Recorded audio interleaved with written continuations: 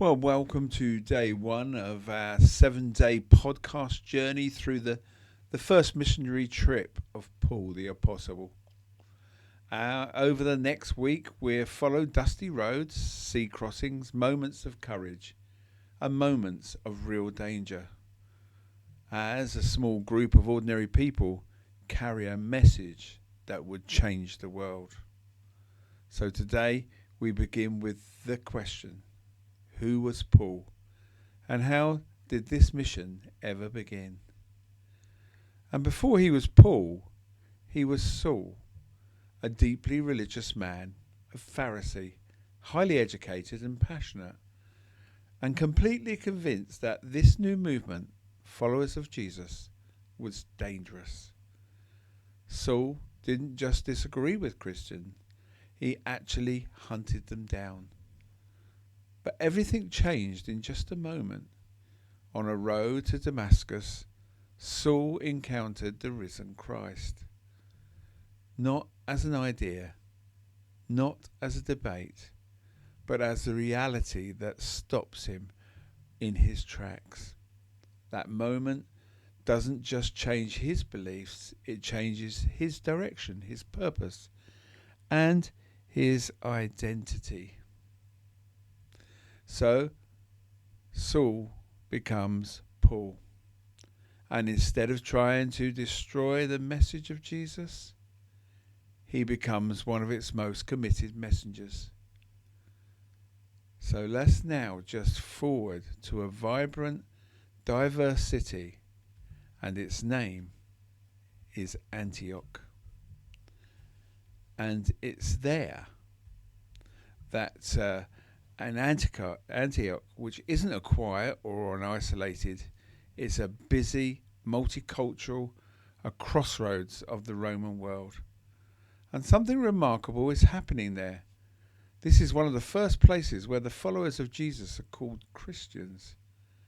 It's a growing, thriving community made up of different backgrounds, cultures and stories. And in this church, we meet an important figure, and his name is Barnabas. Barnabas is known as an encourager, the kind of person who sees potential in others, especially when others don't. He had already taken a chance on Paul when many were still suspicious of him. Now they will serve together in Antioch. One day, during a time of worship and prayer, something unexpected happens. The Holy Spirit speaks, not with a vague impression, but with a clear direction. Set apart for me, Barnabas and Saul, for the work to which I have called them. This is the moment that changes everything. Until now, the message of Jesus has been spreading, but mostly in the local or regional way. But now, something intentional begins. It's ascending, a mission outward. The church responds in a powerful way. They fast, they pray, they lay hands on Paul and Barnabas, and then they send them. No detailed roadmap, no guarantee of safety, no clear picture of what lies ahead, just calling and obedience. You see, it's easy to miss how significant this moment is.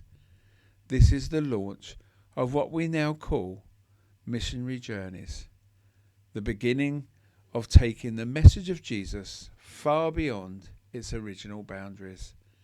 And notice how it starts, not with strategy alone, not with ambition, but with community listening and responding. Paul doesn't go alone. He goes with Barnabas. He goes sent by others, and he goes with purpose. So here's something to reflect on today. Big moments often begin quietly. So in a room, in a moment of listening, in a simple act of obedience, before the challenges, before the miracles and the opposition, there is just this: a group of people willing to say yes. Tomorrow we're going to follow Paul and Barnabas as they take their first steps crossing the sea to the island of Cyprus, where they face both resistance and an unexpected breakthrough. So until then, consider this: where might a new direction begin in your own life? Not with certainty, but with willingness.